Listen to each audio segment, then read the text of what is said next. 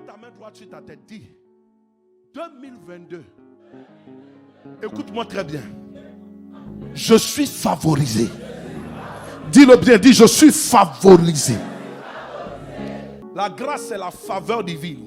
C'est un don qui vient de Dieu. La grâce est liée au caractère de Dieu. C'est un acte souverain divin. La grâce, c'est un traitement préférentiel que Dieu manifeste envers vous. On n'a pas de prix à payer pour que la grâce se manifeste dans notre vie. Quand la faveur est là, il faut la saisir. Quand la grâce est là, ce que tu as besoin de faire, c'est de saisir. La faveur, c'est la miséricorde de Dieu. La faveur, c'est l'inclinaison du cœur de Dieu et de sa bienveillance envers les hommes. La faveur, c'est la bonté de Dieu envers l'homme. La faveur, c'est la dimension surnaturelle, insondable de la nature de Dieu. C'est le niveau de la bonté de Dieu active envers l'homme. La faveur de Dieu, c'est ce que l'homme ne peut pas appréhender ni comprendre. La faveur de Dieu, c'est la bénédiction de Dieu. La faveur et la bénédiction sont liées. Il n'y a pas d'homme favorisé qui n'est pas béni. Et c'est pourquoi si tu es favorisé, tu es béni au nom de Jésus. La faveur nous prépare un chemin pour nous envoyer au sommet. Je vois quelqu'un au sommet au nom de Jésus. La faveur descend sur toi pour te faciliter les choses. Je vois la vie de quelqu'un qui sera facile cette année au nom de Jésus. La faveur te fait expérimenter le succès dans tous les domaines de ta vie. La faveur te donne l'avantage partout où tu vas. La faveur te distingue. La faveur t'ouvre des portes pour des rencontres. La faveur te fait des connexions. La faveur fait qu'il y a une préférence. Les gens te voient,